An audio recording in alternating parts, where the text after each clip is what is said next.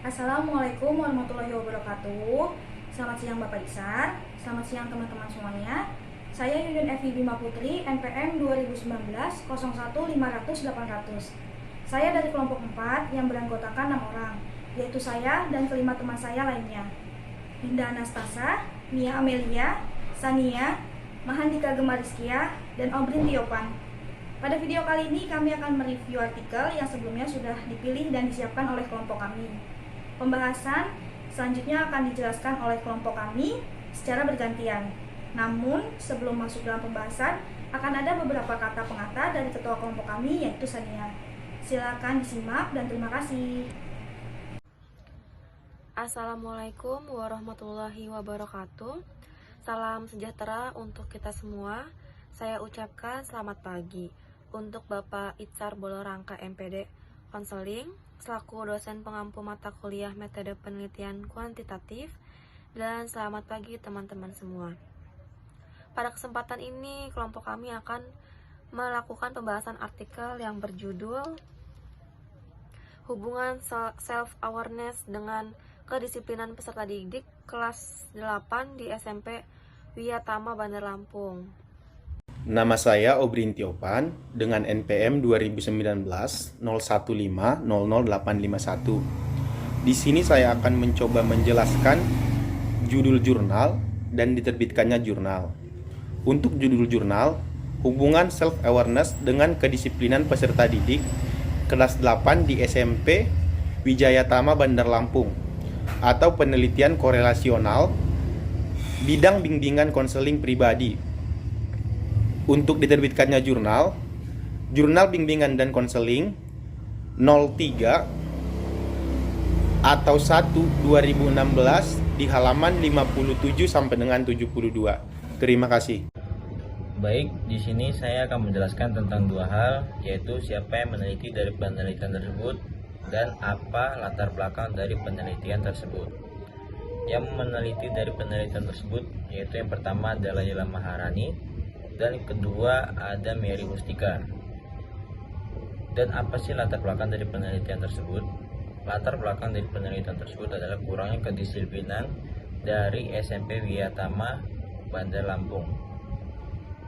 Mengenai kedisiplinan merupakan sesuatu yang penting bagi peserta didik.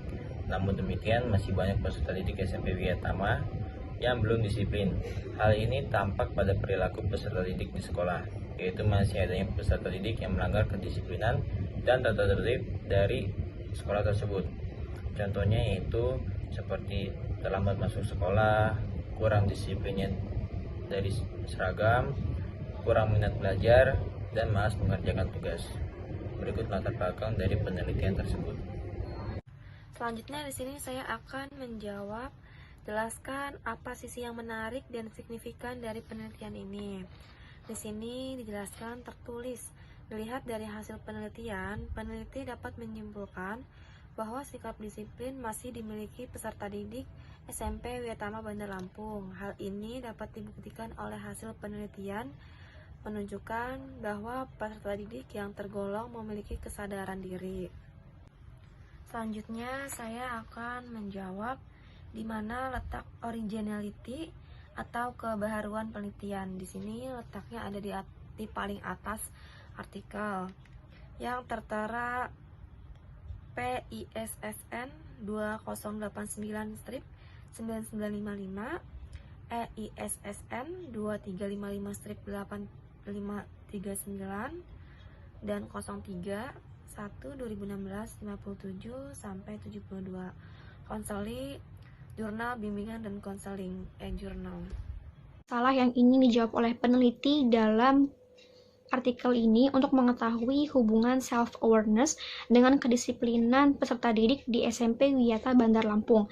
Kemudian, metode yang digunakan dalam penelitian ini adalah metode kuantitatif korelasional, di mana metode kuantitatif korelasional berjalan secara sistematis terhadap bagian-bagian dan fenomena-fenomena serta hubungan-hubungannya. Alasan penelitian ini menggunakan metode korelasional karena penelitian ini memberikan hubungan yang fundamental antara pengamatan empiris dan ekspresi matematis dari hubungan-hubungan korelasional.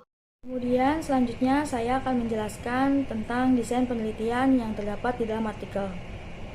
Desain penelitian yang terdapat dalam artikel ialah desain penelitian survei, di mana dilakukan pada populasi yang besar atau kecil, dan datanya diambil dari sampel yang diambil dari populasi yang ada, untuk menentukan berbagai kejadian yang relatif, distribusi, dan hubungan antara berbagai variabel sosiologis maupun psikologis. Desain penelitian ini dibagi menjadi dua, yaitu desain penelitian silang dan juga survei berkepanjangan.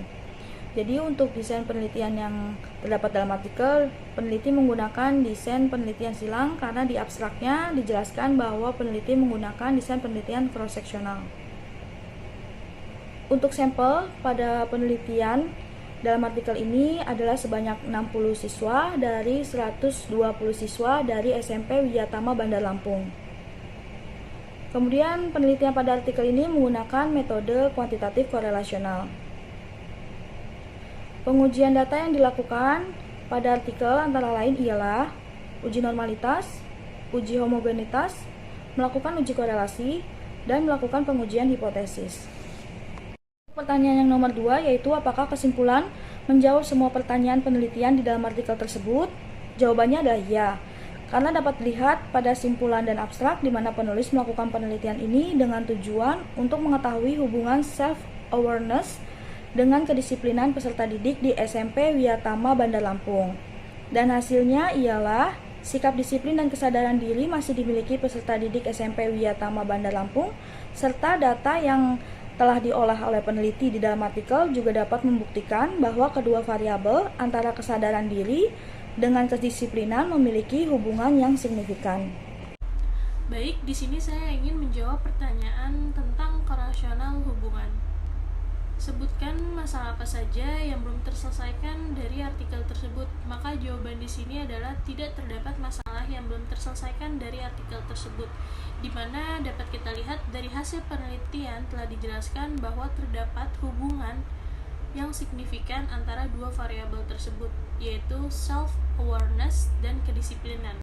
Adapun saran untuk SMP Wiyatama Bandar Lampung adalah sebaiknya guru bisa lebih bekerja sama untuk membantu peserta didik dalam meningkatkan kedisiplinan dan kesadaran diri. Sekiranya saran ini juga dapat dijadikan contoh untuk sekolah lainnya. Lalu untuk judul-judul penelitian yang kaitannya dengan variabel artikel tersebut antara lain: yang pertama, hubungan kedisiplinan dan tanggung jawab terhadap hasil belajar siswa kelas 7 di SMP Tanjung Pinang tahun ajaran 2015-2016. Yang kedua, ada korelasi antara kedisiplinan dengan prestasi siswa di sekolah. Yang ketiga, hubungan antara kedisiplinan siswa dengan perilaku agresif. 4. Korelasi antara lingkungan keluarga dan kedisiplinan siswa kelas 8 di SMP Riau Selatan tahun ajaran 2018-2019. Yang kelima, hubungan kedisiplinan dan keaktifan belajar dengan hasil belajar di SMK Angkasa.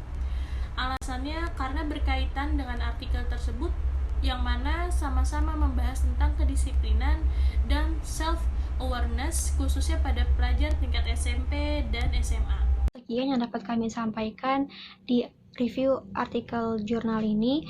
Apabila kami terdapat kesalahan dalam review artikel ini, kami mohon maaf. Wassalamualaikum warahmatullahi wabarakatuh.